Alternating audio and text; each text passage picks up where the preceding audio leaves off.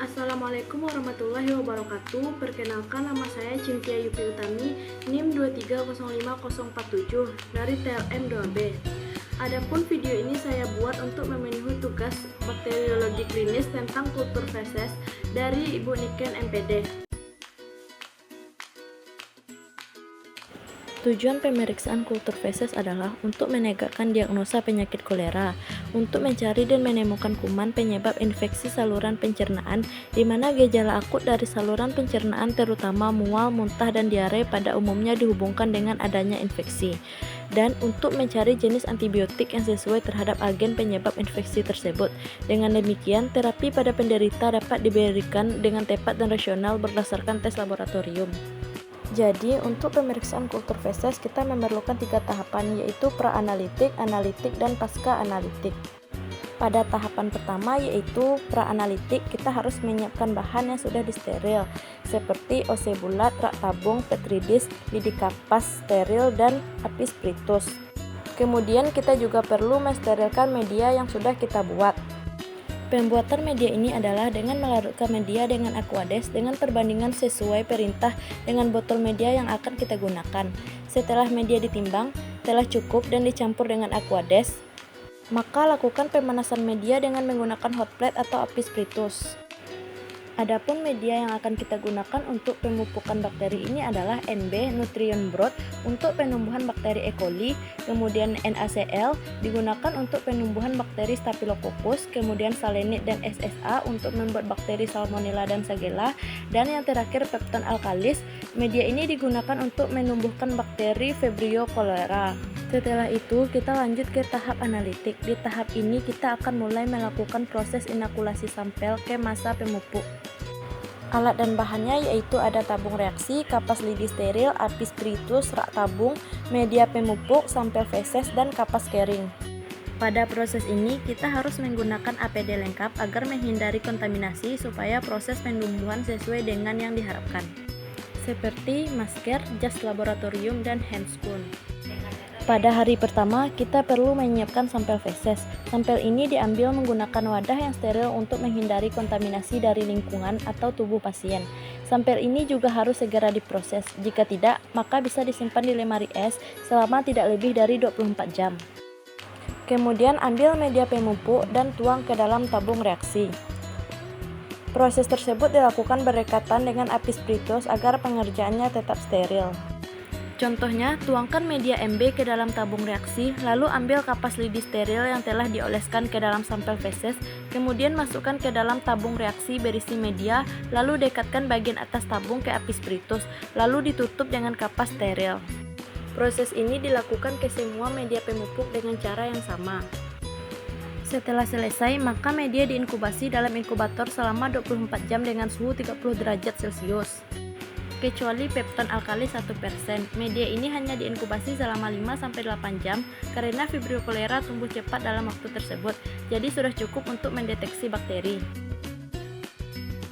Setelah masa inkubasi, keluarkan media dari inkubator dan perhatikan apakah ada pertumbuhan koloni bakteri.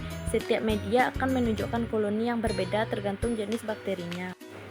Pada NB, bakteri E. coli akan terlihat, NaCl, Staphylococcus akan muncul, pada Salenit dan SSA, Salmonella dan Shigella akan nampak, dan pada Pepton Alkalis 1% akan terlihat Vibrio cholera. Pada hari kedua ini, kita harus menyiapkan alat dan bahan lagi seperti cawan petri, OC, apis spritus, media pemupuk yang telah diinkubasi, dan media baru. Media baru yang akan digunakan yaitu EMB atau endoagar, BAP, MC, dan TCBS.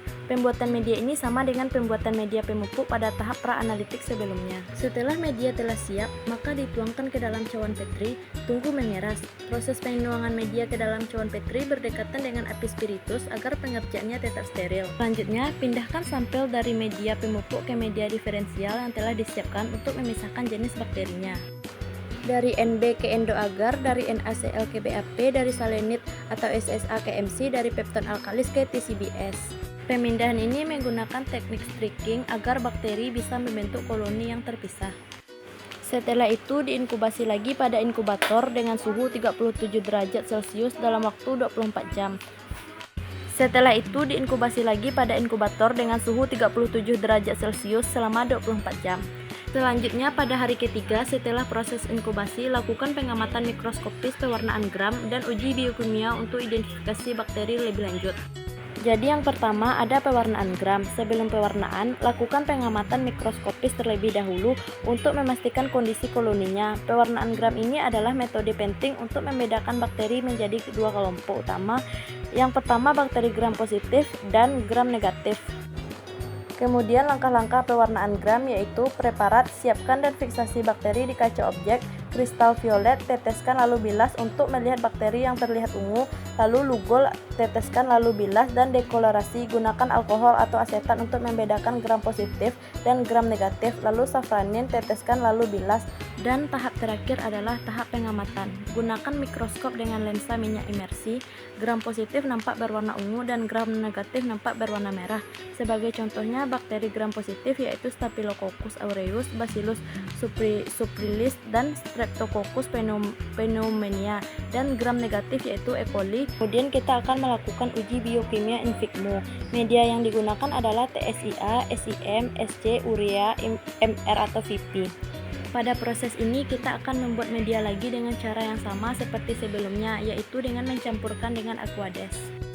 Kemudian prosedur kerja penanaman ke media miring, yaitu siapkan alat dan bahan di area kerja steril, nyalakan pembakar bunsen pakai sarung tangan dengan masker, sterilisasi jarum, panaskan jarum inokulasi di atas api hingga merah, lalu dinginkan di dekat api.